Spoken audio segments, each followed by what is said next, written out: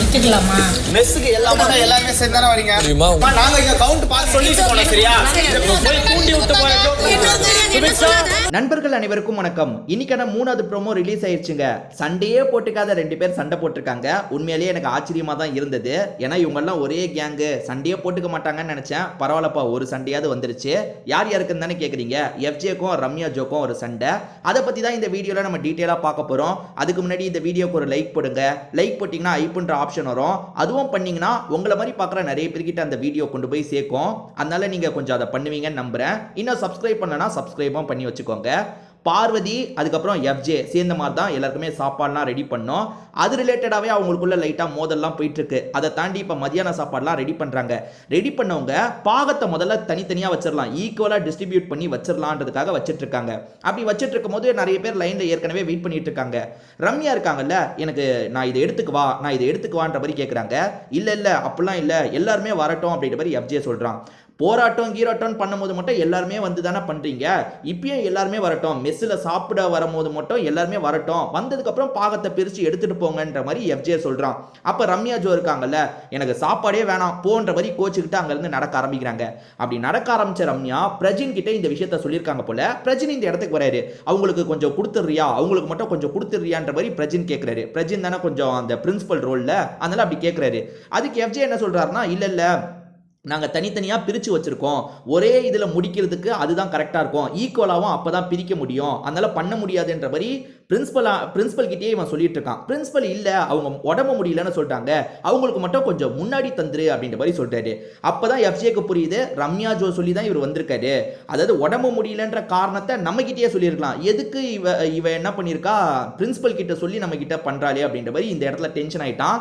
ஆனால் இதுக்கு டென்ஷன் ஆகணுமான்னு கேட்டிங்கன்னா ஆகவே தேவையில்லை. இவன் இந்த வேலை பார்க்கும் போதுல அந்த டென்ஷனை மற்றவங்க கிட்டலாம் காமிச்சிட்டு இருக்கான். ஏன்னா பார்வதியும் தான் அங்கே வேலை பார்க்குறாங்க, பார்வதியும் அமைதியாக வேலை பார்க்குறாங்க. இவன் வேலை பார்க்கும் போது ஒரு டென்ஷன் வருது பார்த்தீங்களா, அதை மற்றவங்க கிட்ட தேவையில்லாமல் காமிச்சிட்டு இருக்கான். அதுதான் இந்த பிரச்சனைக்கு காரணம். அதாவது ரம்யா ஜோ பிரஜின் கிட்ட சொல்லி பிரஜின் கேட்குறாரு. அதுக்கு இவன் இருக்கான்ல, ரம்யா எதுனால என் கிட்ட சொல்லு, என்ன இங்கே போய் குத்தி விட்டு அனுப்பி வைக்கிற, அதாவது பிரின்சிபலை நீ எதுக்காக அனுப்பி வைக்கிற, உடம்பு முடியலன்னு உனக்கு சொல்லியிருந்தா நான் தந்திருக்க தானே போகிறேன், எதுக்காக இந்த மாதிரி பண்ணுற, இந்த வேலையெல்லாம் என் கிட்ட வச்சுக்காத அப்படின்ற மாதிரிலாம் கோவமாக பேசிட்டு இங்கேருந்து நடந்து போகிறான்.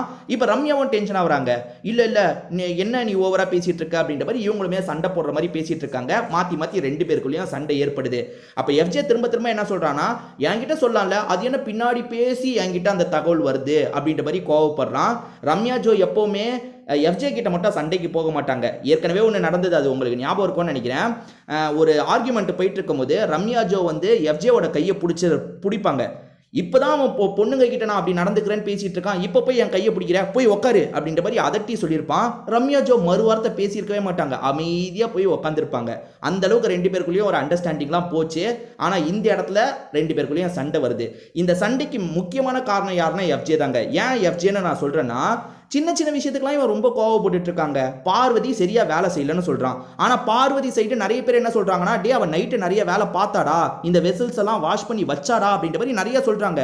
அவங்க பண்ணலன்னு நான் சொல்ல, ஆனா நிறைய சமயம் அவங்க போயிட்டு வராங்கன்னு சொல்றான். அதாவது உனக்கு என்ன பிரச்சனை, அவங்க போயிட்டு வந்தா என்ன, போகாம வந்தா உனக்கு என்ன, ஒரு வேலை முடியுதா, எல்லாருக்குமே இந்த சமையல் வேலை கொஞ்சம் கஷ்டம் தாங்க. ஏன்னா இவ்வளோ பேருக்கு சமைக்கணும், ரெடி பண்ணணும், கஷ்டம் தான். அந்த கஷ்டத்தை நீ மற்றவங்க கிட்ட சொல்லி என்ன ஆக போகுது.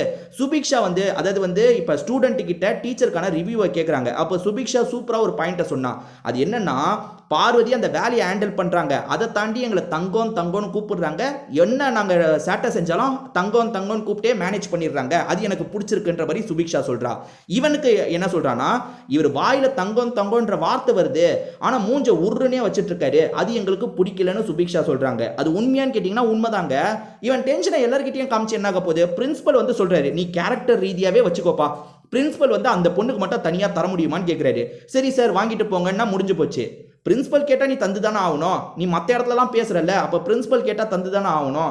அதை விட்டுட்டு இவன் தான் தேவையில்லாமல் டென்ஷன் ஆகிற மாதிரி எனக்கு தெரியுதுங்க. ஏன்னா இதில் ரம்யா ஜோ மேலே பெரிய தப்பு இல்லை.